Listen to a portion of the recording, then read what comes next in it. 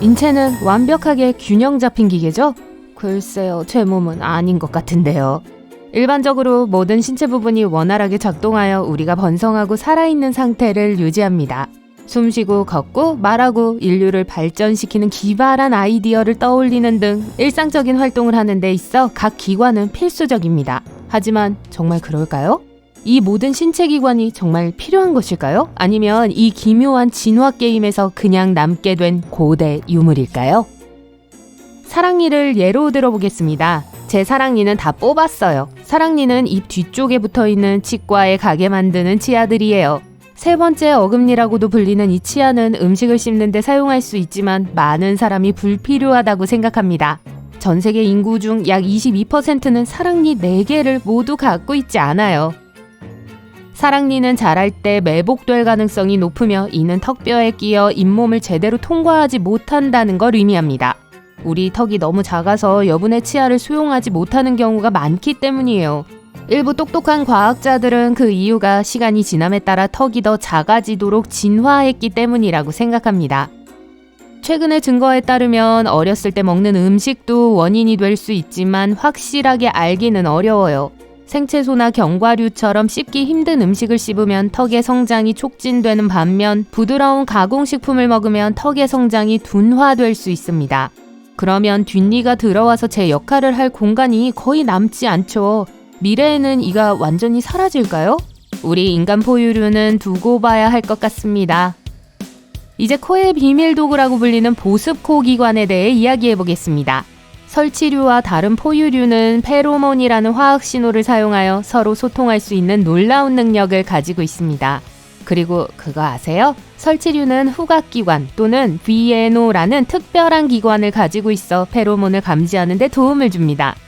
대부분의 성인 인간은 코에 VNO와 유사한 것을 가지고 있지만 이는 기본적으로 쓸모없는 잔재라는 것이 밝혀졌어요.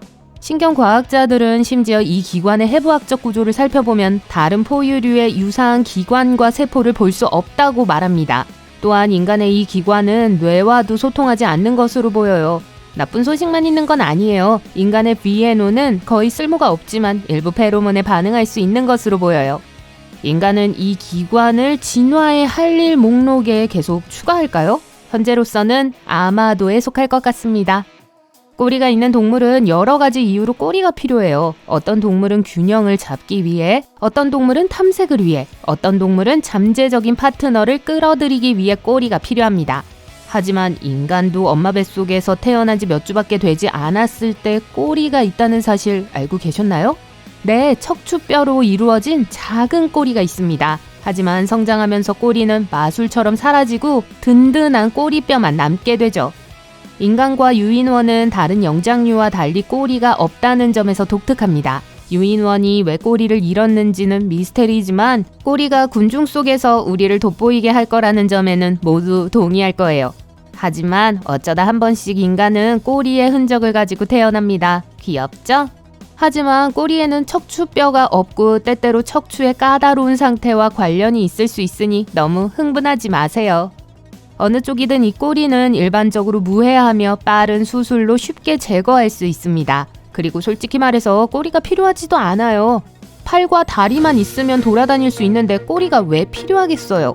게다가 꼬리가 뒤쪽으로 튀어나온 상태에서 맞는 바지를 찾는다고 상상해보세요. 보기 좋지 않죠.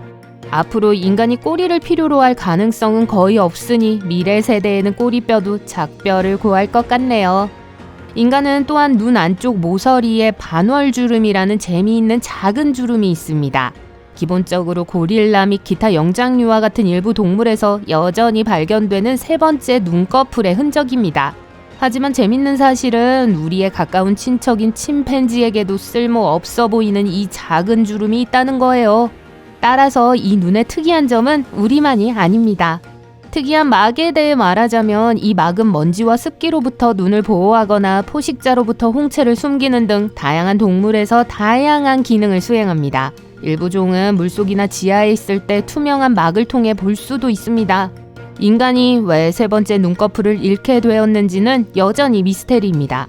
서식 환경과 눈의 생리학이 변화하면서 눈꺼풀이 불필요해졌을 수도 있고 세 번째 눈꺼풀을 갖기에는 너무 멋지게 진화했을 수도 있습니다.